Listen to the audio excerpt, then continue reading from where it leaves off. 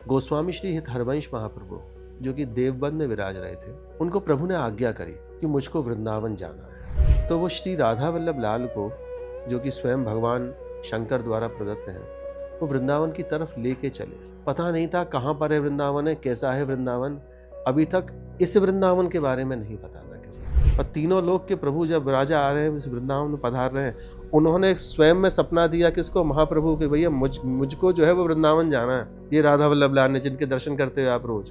ब्रजवासी रोक रहे हैं कि महाराज आप उस वन में मत जाएं, वे वन तो बड़ा खतरनाक है, बड़े बड़े हिंसक पशु और डाकुओं की वो शरण स्थली है, आप वहाँ पर नहीं जाएं। तो सभी लोग ये कह रहे हैं कि वही आज तो वेणु गीत का प्रकरण सामने दिखाई दे रहा है कि जहाँ पर ठाकुर जी जब गाय चराने के लिए जाते हैं, वृंदावन में प्रवेश कर रहे हैं, और यहाँ पर जब हम 500 साल 550 साल पुरानी बात करते हैं, वहाँ पर क्या हो रहा है कि स्वयं वंशी स्वरूप हिताचार महाप्रभु अपने हस्तकमल में प्रभु को रख के इस वृंदावन में प्रवेश कर। उन चिड़ियाओं ने भी एक विशेष प्रकार की चहचहाट जो है, जो खुशी की चहचहाट होती है, वो करनी शुरू कर दी। कहीं कहीं पर जो श्रीमद् भागवत के व्याख्याकार हैं तो वो कहते हैं कि भैया वो चिड़ियाएँ नहीं थीं, वो तो स्वयं ब्राह्मणों का समूह था, ऋषियों का समूह था, जो कि जैसे प्रभु पधार रहे हैं कहीं पर, तो उन्होंने अपना स्वस्ति वाचन शुरू कर दिया। कार्तिक सुदी 13 के दिन ही हरवंश महाप्रभु ने उन गादी सेवा को श्री राधा वल्लभ लाल जो उनके इष्ट हैं, उनके बाईं तरफ विराजमान किया और सेवा का विस्तार किया। यह एक अनोखी रीति है जो कि आपको सिर्फ और सिर्फ वृंदावन में ही दिखेगी और कहीं पे नहीं दिखेगी।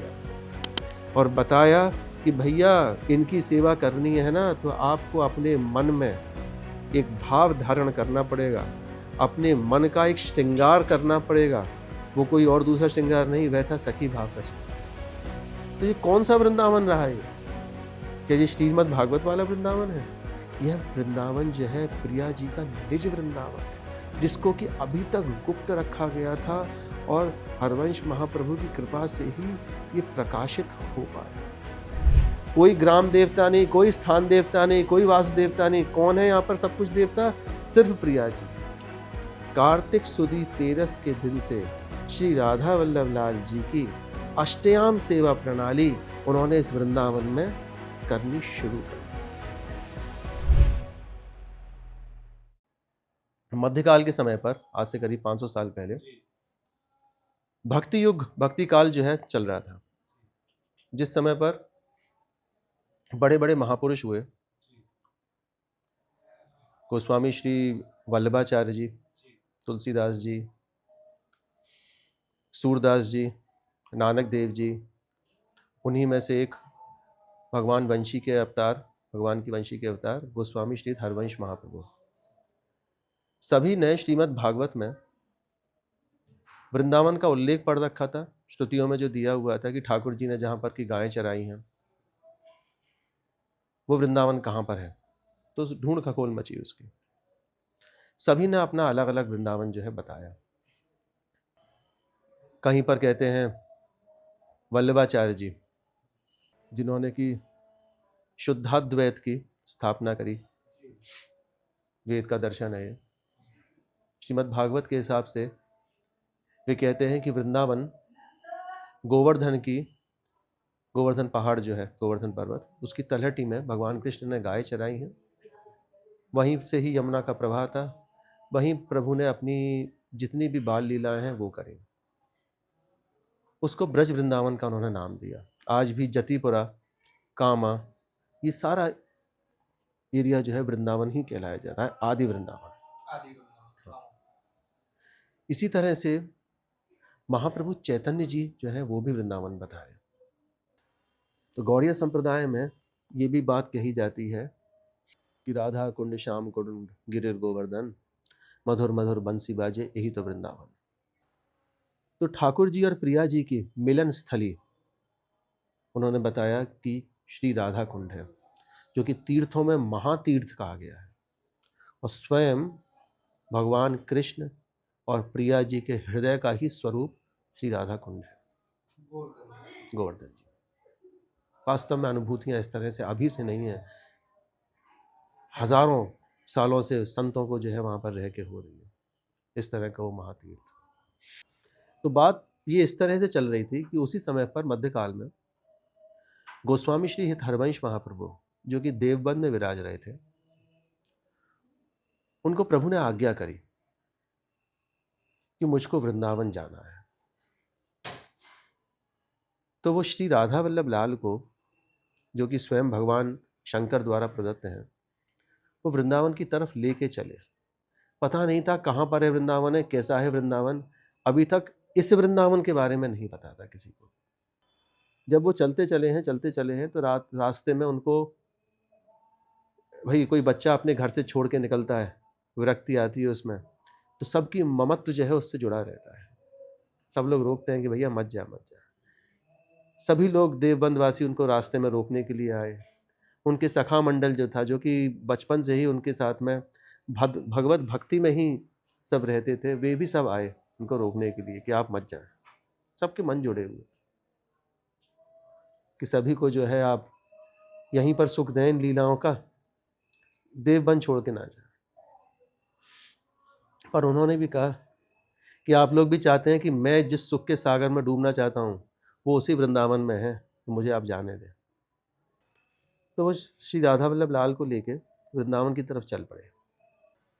वृंदावन की तरफ चलते अभी रास्ता पता नहीं था कहाँ पर है, कैसे है वृंदावन। बताते हैं कि देवबंद से जब यमुना किनारे किनारे वो चलते आए हैं,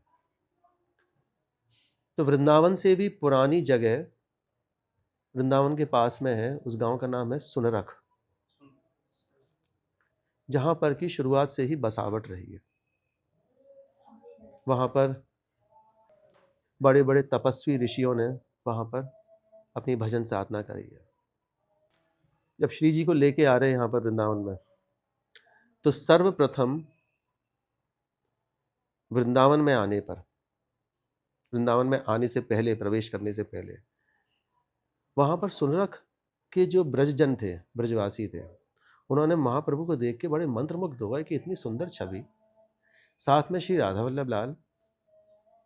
तो सभी लोग ये कह रहे कि वही आज तो वेणु गीत का प्रकरण सामने दिखाई दे रहा है कि जहाँ पर ठाकुर जी जब गाय चराने के लिए जाते हैं, वृंदावन में प्रवेश कर रहे हैं, और उन्होंने अपने हस्त कमल से वंशी को, वेणु को पकड़ रखा है और अपने अधरों पर रखा है, बजानी शुरू नहीं करी है। तो श्री सुखदेव जी कहते हैं वहाँ पर श्रीमद् भागवत के 10वां स्कंद के 21वें अध्याय में, कुसुमित वन राजी सुष्मि भृंग द्विजकुल घुष्ट सरस सरीन महिध्रम मधुपतिरव गाह्य चार्यन गहा सह पशुपाल बलश चुकूज वेणु। कि प्रभु वृंदावन में प्रवेश कर रहे हैं अपने वेणु को लेके, अभी बजानी शुरू नहीं करी है। क्या हो रहा है उसे? कुसुमित वन राजी, एक वन से दूसरे वन में प्रभु प्रवेश करते हैं। जब गाय चराने जाते हैं ना, कभी ताल वन से आ रहे हैं मधुवन में, कभी मधुवन से आ रहे हैं वृंदावन में, कभी वृंदावन से आ रहे हैं कुसुम वन में, अलग अलग वनों में प्रभु प्रवेश करते हैं। तो जब प्रभु वृंदावन में प्रवेश कर रहे हैं तो उस वन के जितने भी फूल हैं वे अपने आप ही जो है खिल पड़े हैं। अब देखो यहाँ पर थोड़ा सा अंतर आ जा रहा है। उस वेणु गीत में प्रभु अपने हस्त कमल में वंशी जी को धारण करके अपने अधरों पर रख के वो वृंदावन में प्रवेश कर रहे हैं। और यहाँ पर जब हम 500 साल 550 साल पुरानी बात करते हैं, वहां पर क्या हो रहा है कि स्वयं वंशी स्वरूप हिताचार महाप्रभु अपने हस्त कमल में प्रभु को रख के इस वृंदावन में प्रवेश कर रहे हैं। वही चीज कि प्रभु जैसे वृंदावन में आ रहे हैं, कुसुमित वनराजी सुष्मि भृंग, कुसुमित वनराजी, खूब फूलों में, उस वन के फूलों में होड़ लग गई कि अब पहले कौन खिलेगा और खिलने के बाद में खुशबू किसकी तेज होगी, उनमें होड़ लग गई। सुष्मि भृंग, जितने भी भंवरे थे, सुष्मि मदमस्त होके गुंजार कर रहे हैं, खूब तेज तेज जो है वो भंवरे अपने मदमस्त होके खूब अटखेलियां खेल रहे हैं पुष्पों के ऊपर।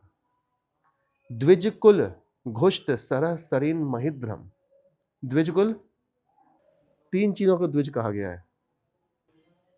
द्विज होता है जिसके 2 जन्म होते हैं, उसको कहा गया है। जैसे ब्राह्मण है, उसके 2 जन्म है, एक माँ की पेट से और दूसरा जब उसका यज्ञोपवीत होगा संस्कार तब उसका।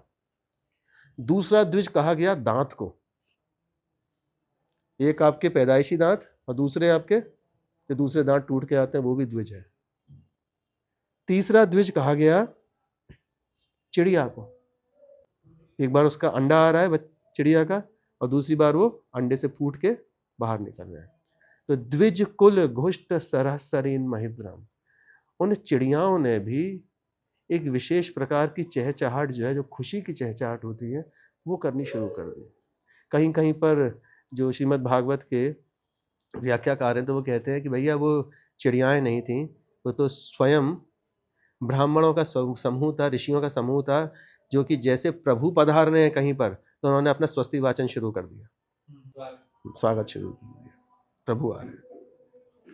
सरह सरी महिद्रम की नदी, सरोवर, महिद्रम छोटे छोटे पर्वत जो वृंदावन में छोटे छोटे से टीले हैं, उनमें अपने आप ही कोई आनंद की लहर वो दौड़ पड़ी। देखिए प्रभु आते हैं ना तो स्टेज अपने आप प्रकृति सजा देती है, बड़ा सुंदर सजाती है। और तीनों लोग के प्रभु जब राजा आ रहे हैं, इस वृंदावन में पधार रहे हैं, उन्होंने स्वयं में सपना दिया किसको, महाप्रभु के, भैया मुझको जो है वो वृंदावन जाना है। ये राधा वल्लभ लाल ने, जिनके दर्शन करते हो आप रोज, जो कैलाश में पहले विराजमान थे, वो सपन दे रहे हैं हरवंश महाप्रभु को कि मुझको वृंदावन में जाना है। तो उस कार्तिक सुदी 13 को हरवंश महाप्रभु उस वृंदावन में राधा वल्लभ लाल को लेके प्रवेश कर रहे हैं। विचित्र विचित्र लीलाएं हो रही हैं। ब्रजवासी रोक रहे हैं कि महाराज आप उस वन में मत जाएं, वे वन तो बड़ा खतरनाक है, बड़े बड़े हिंसक पशु और डाकुओं की वो शरण स्थली है, आप वहां पर नहीं जाएं। वे कहते हैं, उनको उत्तर देते हैं कि भैया ये तो मेरे प्रियालाल का घर है, आप कैसे पहचानते हो वृंदावन में, मैं तो इसको रोज स्वप्न में देखता हूँ। कैसे देखते हो आप, कैसे बता सकते हो यही है? तो जब वो प्रणाम करते हैं ना उस यमुना की रज में, तो उन ब्रजवासियों को छोटे छोटे से चरणारविंद भी दिखा देते हैं कि ये देखो, ये मेरे श्री जी के चरणारविंद हैं, ये यहीं पे ही खेलती है। ऐसा अद्भुत चमत्कार उनके पधारने पर। वे आए हैं धीरे धीरे किसी सुंदर स्थान की तलाश, जहां पर कि श्री जी को आज विराजमान किया जाए कार्तिक सुदी 13 पर। तो किसी एक ऊंची जगह पर देखा कि बहुत सुंदर एक बहुत वृहद वट वृक्ष है, जिसकी छाया में तरह तरह के पशु पक्षी कलरव कर रहे हैं। यमुना का जल उसके किनारे से छुपता हुआ जा रहा है, खूब सारे कमल ही कमल उस यमुना में उस किनारे पर लगे हुए। वे समझ गए, हो ना हो यही वह सुंदर स्थान है जहां पर कि श्री जी को आज विराजमान करा जाएगा इस वृंदावन में रहकर। सुंदर अपने सखाओं के साथ में, ब्रजवासियों के साथ में उस जगह की सफाई करी। वहां पर सुंदर बालुका बिछी हुई थी, एक सुंदर चबूतरा बना के जिसके ऊपर सुंदर पुष्प बिछा के वहां पर श्री जी को विराजमान किया।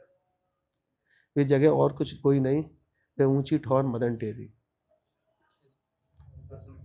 मदन टेर ऊंची ठौर। आभा इतनी उसमें, इतनी सुंदरता की अपने आप ही खिंचे आ रहे कि भैया कुछ चीज सुंदर होती है ना तो उसकी तरफ हर कोई खिंचता है। तो कार्तिक सुदी 13 के लिए इस दिन ठाकुर जी हमारे वृंदावन में पधारे हैं। और उत्सव के क्रम में एक उत्सव नहीं है उस दिन कई सारे उत्सव हैं। राधा वल्लभ लाल जी महाराज उस दिन वृंदावन में पधारे, उस तिमिर वन में जहां पर कि अंधकार था।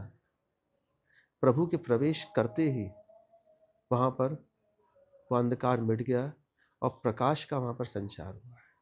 हरवंश महाप्रभु ने राधा वल्लभ लाल को वहां पर विराजमान करके सर्वप्रथम पट्ट महोत्सव, पट्ट महोत्सव पहले जब राजा लोग जो होते थे उनका पट्ट महोत्सव होता था। पट्ट का मतलब जब सिंहासनारूढ़ होते थे, वो सिंहासन के पट्टे पर विराजमान होते थे, तो उनका वहाँ पर अभिषेक होता था, पट्टाभिषेक।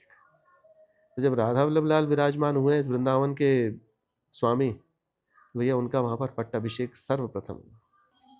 अब एक चीज़ विशेष रूप से आप और देखिएगा कि ठाकुर जी के बगल में यहाँ पर गुरु गादी स्वरूप श्री जी की गद्दी वहाँ पर विराजमान है। कार्तिक सुदी 13 के दिन ही हरवंश महाप्रभु ने उन गादी सेवा को श्री राधा वल्लभ लाल जो उनके इष्ट हैं उनके बाईं तरफ विराजमान किया और सेवा का विस्तार किया। यह एक अनोखी रीति है जो कि आपको सिर्फ और सिर्फ वृंदावन में ही दिखेगी और कहीं पे नहीं दिखेगी आपको, और पूर्ण रूप से जस्टिफाइड भी है कि भैया गुरु का दर्जा जो है वो कहाँ पर, मेरे इष्ट के बगल में। मेरी गुरु कौन, मेरी स्वामिनी कौन, प्रिया जी। उनकी गद्दी कहाँ पर है, मेरे इष्ट जो युगल सरकार हैं राधा और कृष्ण, उनके बगल में मेरे गुरु की गद्दी है। वास्तव में अगर आप देखें कि वृंदावन में प्रवेश करने का जो मूल मंत्र जो है ना वो यही है। और वृंदावन के पुराने मंदिरों में आप जब जाएंगे, हम ये कोई संप्रदाय विशेष की बात नहीं कह रहे हैं, सभी संप्रदायों की कह रहे हैं। अब भले निम्बार्क संप्रदाय की बात करें, भले आप गौड़ीय संप्रदाय की बात करें, सभी जगह पर बांके बिहारी में आपको यही दर्शन होंगे। श्री राधा रमण लाल जी के मंदिर में आपको यही दर्शन होंगे। तो वृंदावन में प्रवेश करने की कुंजी है, वृंदावनी उपासना को समझने की कुंजी है कि भाई मेरे गुरुवर जो है वही सर्वप्रथम है मेरे लिए, इष्ट जो है वो भी बाद में है मेरे लिए। और मेरे गुरुवर के अंदर स्वरूप क्या, वही प्रिया जी का। राधा रानी ही अधिष्ठात्री देवी है, राधा रानी ही अधिकारिणी है इस वृंदावन की। तो ये विस्तार जो है वृंदावनी उपासना का, जो कि वो अपने हृदय में लेके कब से चल रहे थे, उनके मन में गुमड़ रहा था, वो विस्तार उन्होंने कार्तिक सुदी 13 के दिन श्री जी की गादी सेवा जी को ठाकुर जी के बगल में विराजमान करके उन्होंने उसका सेवा का विस्तार किया और बताया कि भैया इनकी सेवा करनी है ना तो आपको अपने मन में एक भाव धारण करना पड़ेगा, अपने मन का एक श्रृंगार करना पड़ेगा। वो कोई और दूसरा श्रृंगार नहीं, वह था सखी भाव का श्रृंगार। कि अगर आप अपने मन में सखी भाव धारण करेंगे, एक ये भावनात्मक चिंतन है, एक आत्मा का श्रृंगार है, कि अगर आप ये कर पाते हैं तभी जाके आपको इस वृंदावनों की उपासना में प्रवेश मिल पाएगा। इतने बड़े देवों के देव महादेव भी यहाँ पर महारास में जब प्रवेश कर रहे हैं तो सुंदर लहंगा फरिया पहन के ही प्रवेश कर रहे हैं, अपना त्रिशूल विशूल जटाजूट सब बाहर रखनी पड़ी उनको उठा के। तो ये चीज उन्होंने बताई उन्होंने। तो ये कौन सा वृंदावन रहा है, ये क्या ये श्रीमद् भागवत वाला वृंदावन है? यह वृंदावन जो है प्रिया जी का निज वृंदावन है, जिसको कि अभी तक गुप्त रखा गया था और हरवंश महाप्रभु की कृपा से ही ये प्रकाशित हो पाया। सभी ने इस बात को माना कि प्रिया जी ही सर्वोपरि हैं। कोई ग्राम देवता नहीं, कोई स्थान देवता नहीं, कोई वास देवता नहीं। कौन है यहाँ पर सब कुछ देवता? सिर्फ प्रिया जी है। और ये एक जगह की बात नहीं है, सब जगह की बात है।